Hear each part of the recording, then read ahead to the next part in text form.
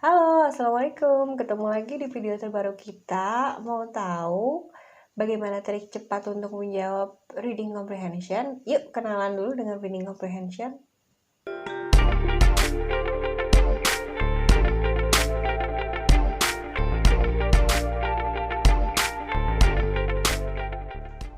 Oke, yang belum subscribe dulu please. Jangan lupa juga like video ini dan video-video kita sebelumnya, share apabila video itu bermanfaat, dan kalian boleh komen di bawah seperti biasa kalau kalian punya pertanyaan berkaitan dengan video ini atau ada model pembelajaran atau materi pembelajaran yang ingin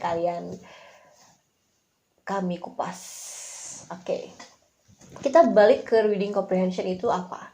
Jadi reading comprehension itu adalah jenis tes ya, yang biasanya diujikan selain grammar. Kebanyakan hampir pada setiap level sekolah mulai dari elementary, high school, junior high school, bahkan advance itu memakai reading comprehension sebagai tes utama pada soal berbahasa Inggris. Bahkan pada UNBK di SMP ataupun SMA yang sudah dihapuskan tentu saja, itu hampir 35 soal atau lebih dari separuh dari soal mereka itu menggunakan reading comprehension. Nah, sekarang kita kenalan sih bagaimana level-level reading comprehension itu. Jadi reading text atau comprehension pada sekolah menengah atas contohnya seperti ini, bisa kita lihat ini adalah teks tentang anteaters. Cuman yang harus kita garis bawahi, diulang kembali, untuk teks atau reading comprehension pada SMP ataupun SMA itu tidak berdasarkan topik, tapi berdasarkan jenis teksnya. Jadi jenis teks itu yang nanti akan menentukan isi teksnya akan kemana.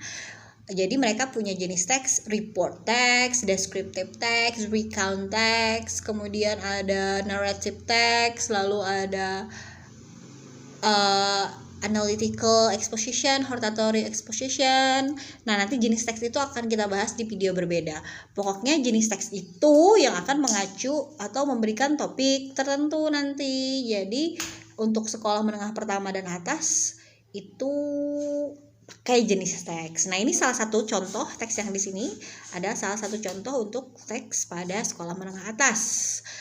Biasanya mereka menggunakan vocabulary yang disesuaikan dengan untuk apa? Di bawah advance ya kayaknya, cuman sudah di atas basic. Jadi sudah lumayan agak sulit untuk kosakatanya. Oke, kalau dilihat di sini ini adalah jenis teks pada reading comprehension untuk sekolah menengah pertama. Kalau kalian perhatikan kata-kata yang dipakai lebih mudah, kosakatanya mudah dipahami, vocabulary-nya yang sederhana, disesuaikan dengan level reading pada sekolah menengah pertama. Sama halnya dengan yang SMA tadi, juga pada sekolah menengah pertama pun tema atau topik teks ini disesuaikan dengan jenis teks apa yang ingin diraih atau dicapai pada teks tersebut. Jadi mereka itu bukan disuruh menebak topik atau tema, tapi menebak atau mengidentifikasi dia termasuk jenis teks mana, apakah report text, apakah narrative, descriptive, atau recount text. Nanti seperti saya yang janjikan, next video kita juga akan bahas itu. Oke? Kalau yang ini jenis teksnya biasanya untuk level yang sudah advance atau biasanya dipakai pada tes-tes untuk ujian masuk ke sekolah universitas atau ujian masuk kedinasan, atau biasanya juga pada tes TOEFL. Yang kalian perlihatkan mungkin agak tidak jelas ya, tapi bisa dilihat di sini ada angka di sampingnya, ada 5, 10, 15, 20, 25. Maksud angka di sini adalah line atau baris. Jadi baris ke-5, baris ke-10, yang ini baris ke-15, yang ini baris ke-20, baris ke-25 yang ini. Jadi dihitung per baris. Nanti pertanyaannya juga tidak what is the closest meaning in the paragraph to. Jadi tidak lagi menggunakan paragraf, tapi kalian diminta menghitung line atau barisnya. Misalnya, what is the meaning of the for in the line 15? Nah, jadi kalian nanti menemukan yang mana nih line 15, yang mana kata for itu. Jadi itu yang membedakan. Tentu saja kosakatanya pun advance ya, diperuntukkan karena untuk umum. Jadi jenis kosakata atau vocabulary yang digunakan pasti jauh lebih sulit dibandingkan pada level reading comprehension untuk SMA ataupun SMP.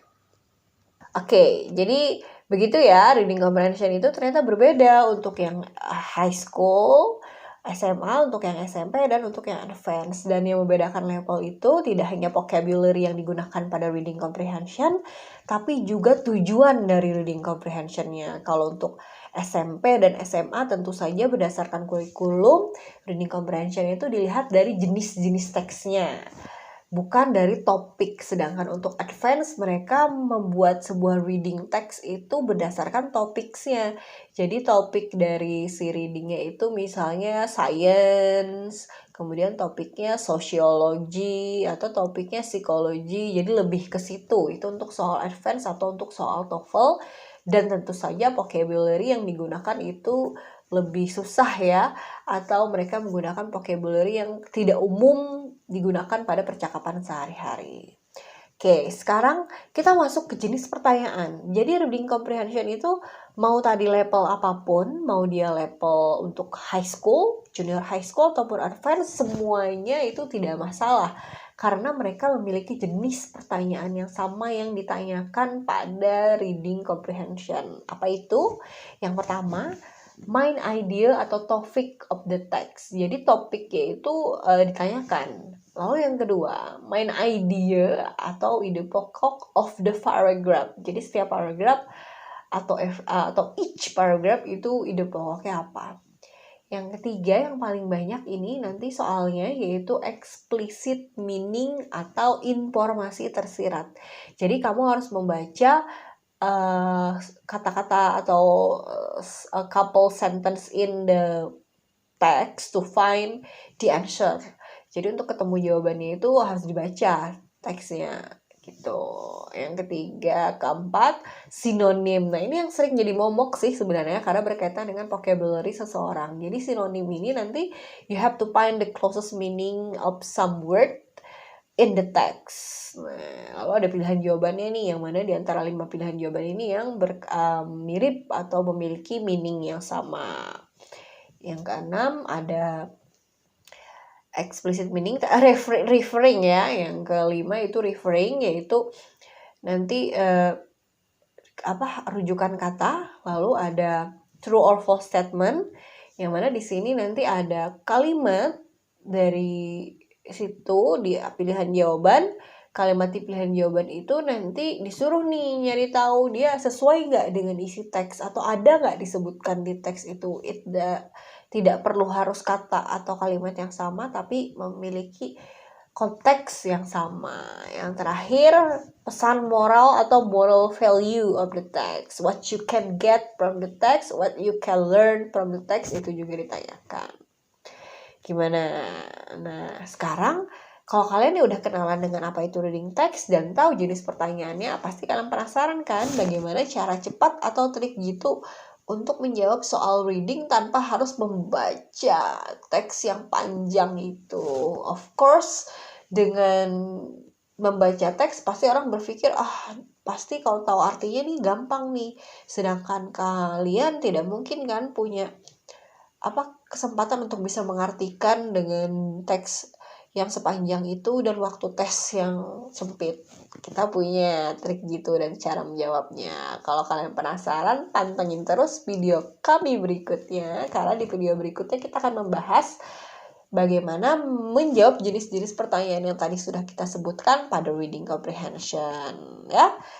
Makanya terus subscribe yang belum subscribe, dan tolong yang sudah subscribe boleh diaktifkan notification bell-nya supaya kalian bisa tahu nanti notification dari video terbaru kami itu muncul. Share video kami apabila itu bermanfaat. Jangan lupa di like videonya.